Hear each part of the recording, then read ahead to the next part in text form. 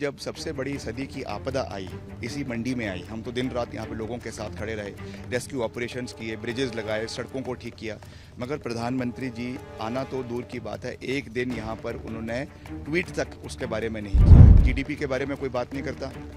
अब देश को पांचवा सबसे बड़ा अर्थव्यवस्था बनाने की बात कोई नहीं करता। 2 करोड़ सालाना रोजगार की नौकरी की बात कोई नहीं करता। मंडी की लड़ाई बड़ी होती जा रही है और पर्सनलाइज्ड अटैक्स हो रहे हैं। हमारे साथ इस वक्त है विक्रम आदित्य।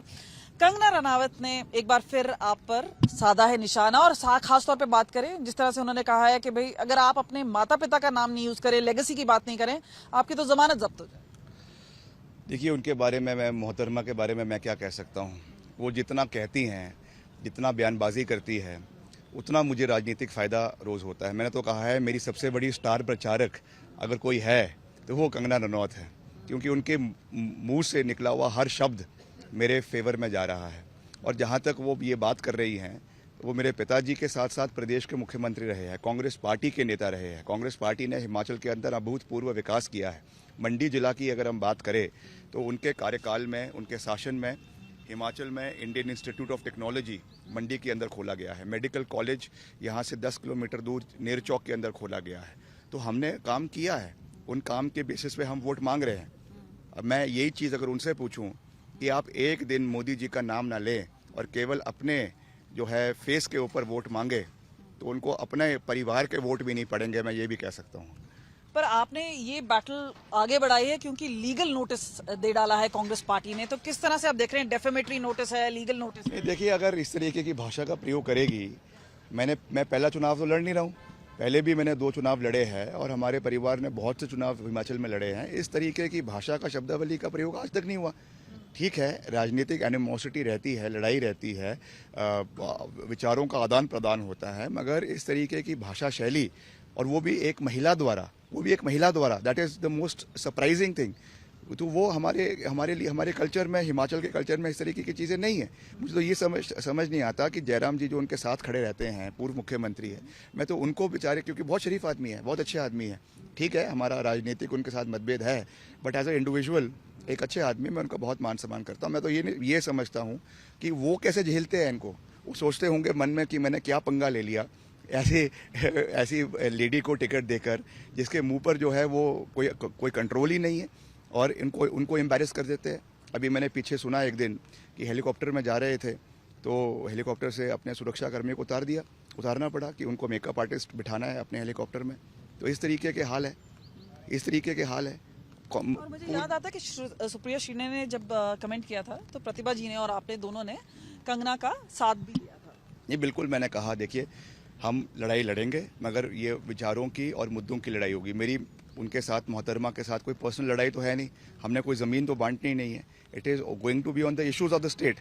तो मैंने ये बात ज़रूर कही है, और आज भी मैं उस बात पे मैं बिल्कुल खड़ा हूँ कि कैरेक्टर उनका है, क्योंकि वुमेन है ऊपर से, तो हमको उनको मान सम्मान करना है, इसमें कोई दो राय नहीं है। मगर जब वो वुमेनहुड के पीछे छिपती हैं और कहती हैं कि ये वो है, तो उसमें सबसे बड़ा सवाल ये है कि जब कर्नाटका के अंदर जो वहाँ पे जो है, जिस तरीके से उनके एक सांसद ने, अलायंस पार्टी के सांसद ने जो वहाँ पे दुष्कर्म महिलाओं के साथ किया, कितनी महिलाओं के साथ, एक शब्द उनके मुंह से नहीं निकला। क्या वो एक ट्वीट नहीं कर सकती थी? मणिपुर में इतना बड़ा कांड हो गया, कितनी महिलाओं के साथ वहाँ पे वो चीज़ें हुई, क्या एक वर्ड उन्होंने वहाँ पे महिलाओं के बारे में कहा? तो ये ड्यूअल फेस नहीं है तो और क्या है? यहाँ पे आके आप कह रही हैं कि मैं वुमेन एम्पावरमेंट करूँगी, और जब आप देश के अंदर इस तरीके की हरकतें हो रही है, उसके ऊपर आपने अपने मुंह के ऊपर जो है वो जिप लगा के रखी हुई है। लेकिन प्रधानमंत्री आ रहे हैं हिमाचल प्रदेश, आपको लगता है कि उनके आने से अब वो हवा बदलेगी? इससे पहले भी हमने देखा है कि कहीं जहां प्रधानमंत्री गए हैं, है, लोग अब तंग आ चुके हैं। यहाँ पे आके फिर से वही सेपू बड़ी की बातें होगी, यहाँ की माँ की दाल की बात होगी, यहाँ के बदाना की बात होगी, यहाँ के लोकल क्यूजीन की बात होगी। वो चीज़ें 10 साल से चली हुई है। लोग पहले तो उससे बहुत आकर्षित हो जाते थे, पर अब वो दौर निकल चुका है, क्योंकि जब सबसे बड़ी सदी की आपदा आई इसी मंडी में आई। हम तो दिन रात यहाँ पे लोगों के साथ खड़े रहे, रेस्क्यू ऑपरेशंस किए, ब्रिजेस लगाए, सड़कों को ठीक किया, मगर प्रधानमंत्री जी आना तो दूर की बात है, एक दिन यहाँ पर उन्होंने ट्वीट तक उसके बारे में नहीं किया है। तो आज वो उससे यहाँ आके यहाँ पर जो है वो वोट मांगेंगे, और वो भी एक ऐसी व्यक्ति के लिए वोट मांग रहे हैं जिसने, जब उनसे पूरी आपदा आई तो कहा कि मेरा तो जो है वो अकाउंट सीज हो गया है, मैं जो है वो इंटरनेट के माध्यम से कैश ट्रांसफ़र नहीं कर पा रही हूँ। आमिर खान का हिमाचल से कोई लेना देना नहीं है। उन्होंने 25 लाख रुपए प्रदेश सरकार को दिए। जब उनसे ब्रांड एम्बेसडर बनने की बात करी तो उन्होंने एक दिन का 45 लाख रुपए जो है वो मांगा। एक और कहती है मैं हिमाचल की बेटी हूँ, ऊपर से ब्रांड एम्बेसडर के लिए 45 लाख रुपए पर डे गवर्नमेंट से चार्ज कर रही है। तो ये ड्यूल कैरेक्टर नहीं है तो और क्या है। पर ये बात है कि प्रधानमंत्री आ रहे हैं तो राहुल गांधी और प्रियंका गांधी कहीं आ रही हैं आपके लिए करेंगे? नहीं आएंगे, बिल्कुल आएंगे। हम उनका भी कार्यक्रम बना रहे हैं और हमें ऐसा नहीं है कि प्रधानमंत्री जी आ रहे हैं इसलिए देखा देखी में हम कर रहे हैं। हमारा अपना सिस्टम है प्रोग्राम करने का, हम करेंगे। चाहे मंडी में करना है, कुल्लू में करना है, जैसे करना है हम पूरा उसके लिए वो कर रहे हैं। मगर हम जहाँ तक ये मोहतरमा की बात है उनके लिए हम अकेले ही काफ़ी है। मूसलाधार बारिश हो रही है तो एक आखिरी सवाल आपसे जरूर करेंगे। ये बताइए कि राहुल गांधी ने जिस तरह से कहा है कि केजरीवाल को तो छोड़ दिया कोर्ट ने, लेकिन हेमंत सोरेन है उनकी बात कोई नहीं कर रहा, ट्राइबल चीफ मिनिस्टर हैं, किस तरह से देखते हैं? नहीं, देखिए ऐसा है कि निश्चित तौर से इन्वेस्टिगेटिंग एजेंसीज ने दबाव विपक्ष के नेताओं पे बनाया है। वो चाहे हेमंत सोरेन है, अरविंद केजरीवाल है, लालू प्रसाद यादव है, अखिलेश यादव है, सब लोगों के ऊपर किया। हमको भी नहीं छोड़ा है। हमारे ऊपर भी सीडीआई इनकम टैक्स की इन्वेस्टिगेशन 10 साल से चली हुई है, निकला कुछ नहीं है, मगर तब भी दबाव बना रहे हैं।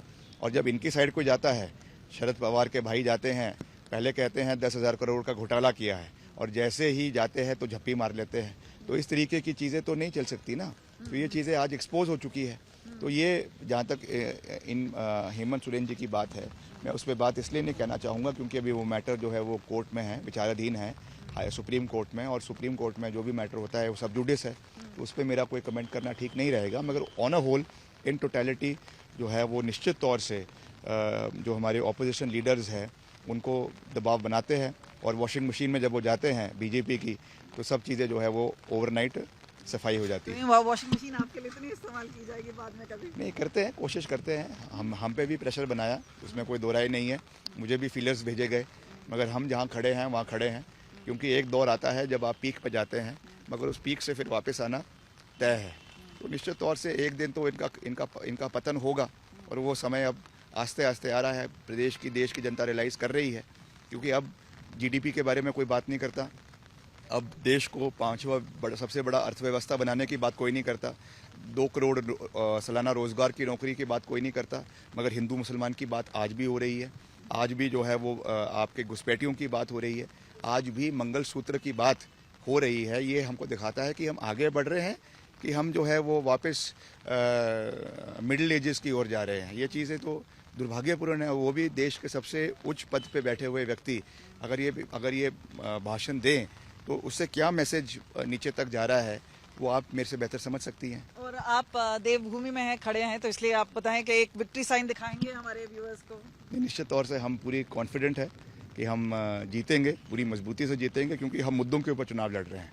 हमारा बिल्कुल विजन क्लियर है। स्मार्ट सिटी बनानी है, हमने बूबू जोड़ टनल बनाना है, हमने जलोरी जोड़ टनल बनाना है, हमने ब्यास नदी की चैनलाइजेशन करनी है, रोज़गार के नए साधन पैदा करने हैं, फूड प्रोसेसिंग इंडस्ट्रीज लानी है, सीए स्टोर खोलने हैं, हर तरीके से बागवान। तो आप कंगना रनावत को पूरी तरह से वापस फिल्म इंडस्ट्री में भेजने के लिए तैयार हैं? हाँ बिल्कुल, वो वापस जाएंगी और वहाँ पे अब तो वो जो एक कॉमेडियन हैं कपिल शर्मा, उनको कंपटीशन दे रही हैं। जिस तरीके की उन्होंने यहाँ पे जो चुनावों में बयानबाजी करी है तो लोग हंस हंस के लोट-पोट हो गए हैं।